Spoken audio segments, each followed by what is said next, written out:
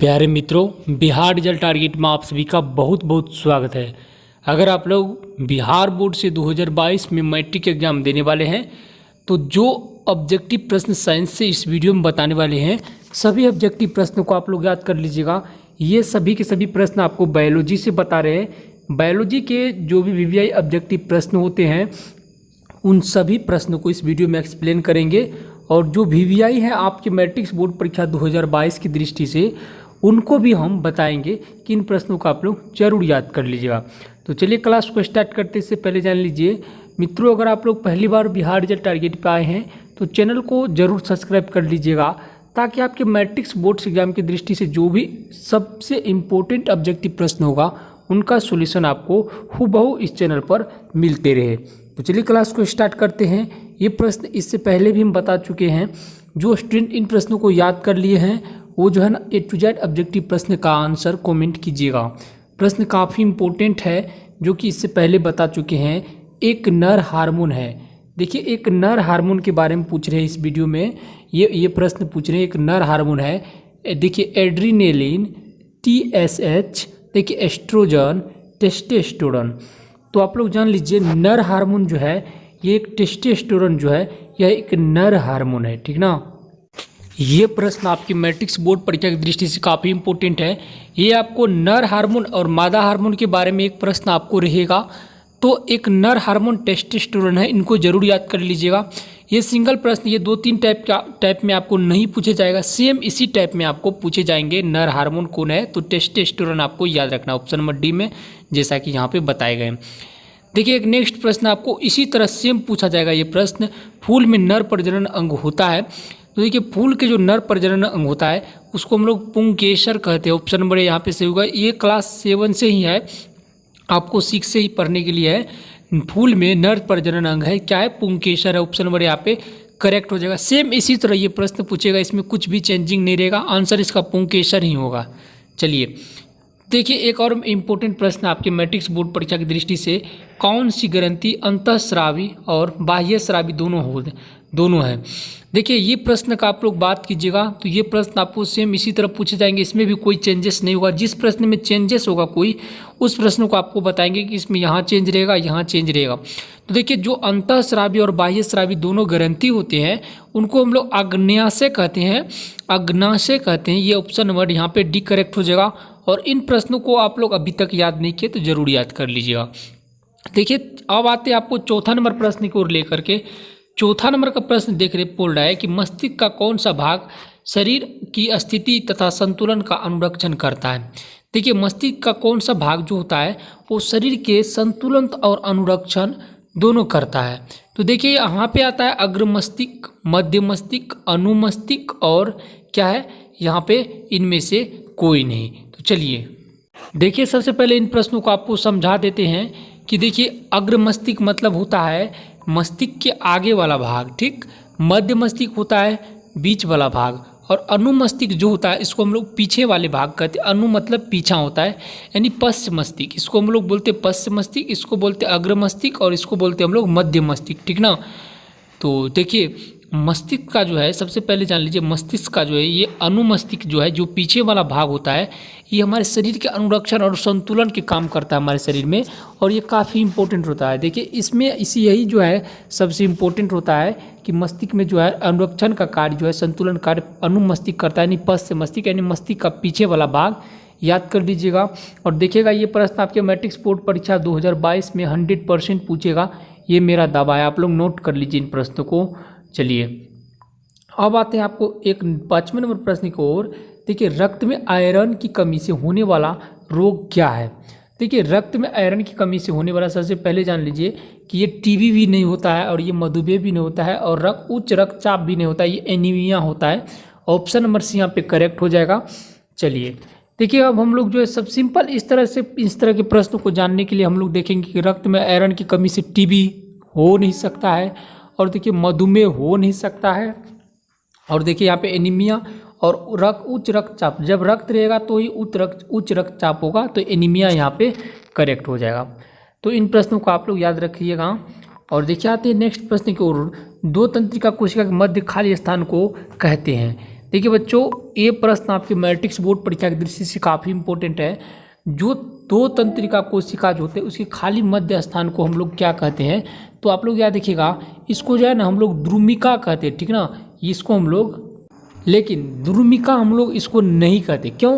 क्योंकि सभी प्रश्न में आपको एनसीईआरटी से लेकर के एक बुक आज देखे थे जिसमें द्रुमिका बताए, लेकिन द्रुमिका गलत होता है। देखिए, जो मस्तिष्क की जो है ना तंत्रिका कोशिका मध्य खाली स्थान जो होता है, चित्र में भी आप लोग देखिए तो उसको सिनेप्स कहते हैं।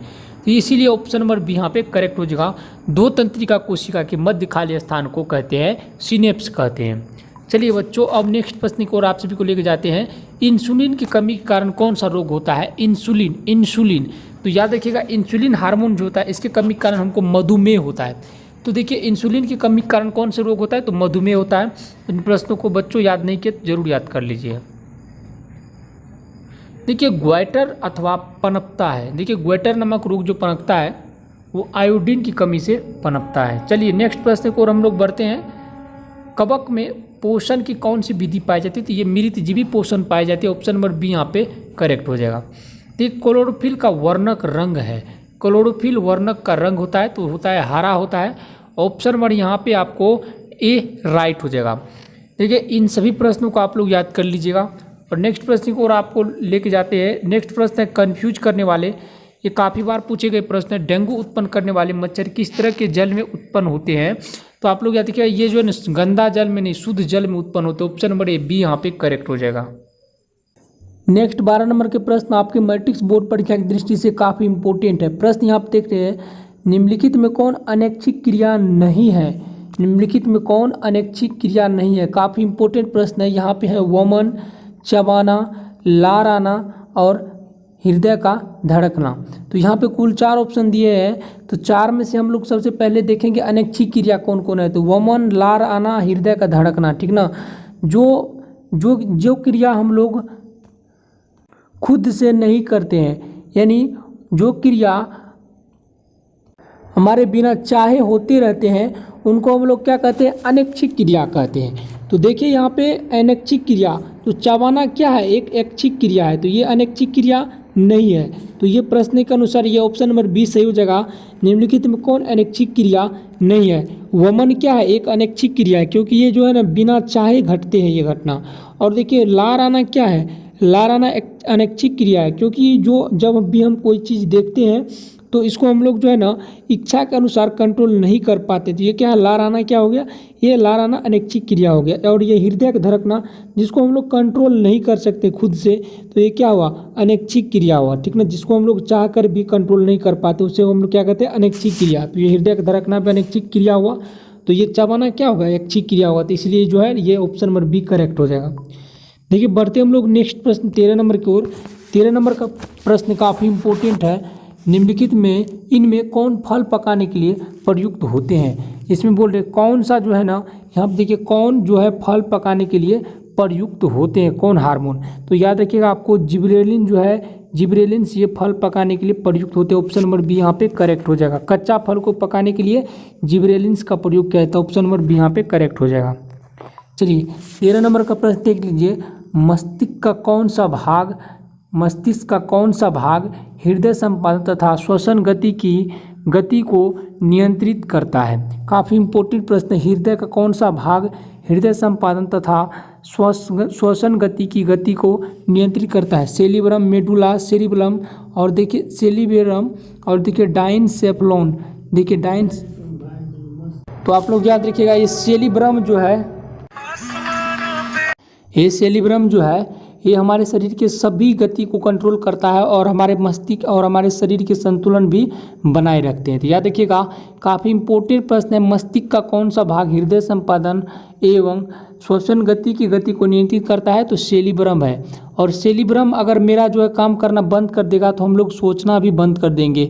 हमारे दिमाग में कोई भी प्रश्न नहीं रहेगा। जो भी हम लोग पढ़ते हैं अभी सब हम लोग भूल जाएंगे अगर सेरिब्रम काम करना छोड़ देगा। तो मस्तिष्क का सबसे इम्पोर्टेंट भाग जो है ये सेरिब्रम है, ठीक ना। और ये जो है ना सेरिब्रम कहाँ पाया जाता है? तो ये अनुमस्तिष्क में पाया जाता है, याद रखिएगा, जी पीछे वाले भाग में। तो चलिए हम लोग अब बढ़ते हैं 15 नंबर प्रश्न को और। तो मानव शरीर में जो डायलिसिस की थैली है ये उसको हम लोग नेफ्रॉन कहते हैं। ऑप्शन नंबर यहाँ पे करेक्ट हो जाएगा। मानव में डायलिसिस की थैली कौन है? तो नेफ्रॉन हो जाएगा। तो चलिए नेक्स्ट प्रश्न की ओर बढ़ते हैं। देखिए एब्सिसिक एसिड किस तरह का रसायन है? काफ़ी इंपॉर्टेंट प्रश्न है। एब्सिसिक एसिड किस तरह का रसायन है? तो आप लोग याद रखिएगा ये जो है एक तरह के वृद्धिरोधक एक रसायन है। एब्सिसिक एसिड एक वृद्धिरोधक रसायन है। तो ये जब भी किसी पौधा में ये डाल दिया जाता है तो पौधा का वृद्धि रुक जाता है और क्या होते हैं धीरे धीरे पौधा सूखने लगते हैं और जो है ना कुछ ही दिनों के अंदर पौधा के सभी जितने भी रसायन होते हैं वो ख़त्म हो जाते हैं और पौधा सूख जाते हैं। तो ये जो है एब्सिसिक एसिड का प्रयोग हम लोग जो है पौधे या किसी भी फसल में नहीं करते हैं। तो आप लोग याद रखिए एब्सिसिक एसिड जो है एक रसायन है जो है वृद्धिरोधक रसायन, जिसको हम लोग वृद्धिरोधक रसायन कहते हैं। काफ़ी इंपॉर्टेंट प्रश्न ये आपके मैट्रिक्स बोर्ड परीक्षा की दृष्टि से बीज रहित पौधे के उत्पादन में सहायक होते हैं। जो बीज रहित पौधे उसके उत्पादन में कौन सी रसायन सहायक होते हैं? तो आप लोग याद रखिएगा ये जो है ना ऑक्सिन एवं जिबरेलिन जो है ये दोनों रसायन जो है पौधे के उत्पादन में सहायक होते हैं। और जिबरेलिन जो है ये फल को पकाने के लिए जिबरेलिन का उपयोग किया जाता है और ऑक्सिन जो है ये जो है ना फल उत्पादन के लिए इसका प्रयोग किया जाता है। तो आप लोग याद रखिएगा बीज रहित पौधे के उत्पादन में सहायक होते हैं तो ऑक्सिन एवं जिबरेलिन। चलिए यहाँ पे डी नंबर का करेक्ट हो जाएगा। चलिए अब 18 नंबर का प्रश्न है, हार्मोन स्रावित होता है कहाँ से? काफ़ी इंपॉर्टेंट प्रश्न है। अंतःस्रावी ग्रंथि, बाह्य स्रावी ग्रंथि और नलिका ग्रंथि से। तो आप लोग याद रखिएगा हार्मोन जो स्रावित होता है वो अंतःस्रावी ग्रंथि स्रावित होता है। यहाँ पे ऑप्शन नंबर 1 करेक्ट हो जाएगा। एक काफ़ी इंपॉर्टेंट प्रश्न आपके मैट्रिक्स परीक्षा 2022 की दृष्टि से हाइड्रा में क्या नहीं पाया जाता है? काफ़ी इंपॉर्टेंट प्रश्न है।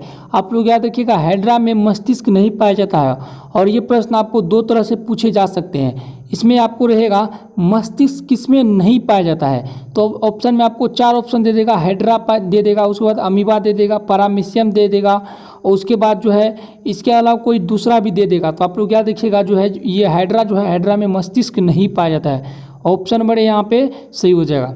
हम लोग बढ़ते 20 नंबर के प्रश्न और प्रतिवर्ती चाप कहाँ बनते हैं? काफ़ी इंपॉर्टेंट प्रश्न है। प्रतिवर्ती चाप कहाँ बनते हैं? तो आप लोग याद रखिए प्रतिवर्ती चाप मेरु रज्जु में बनते हैं। ऑप्शन नंबर यहाँ पे करेक्ट हो जाएगा।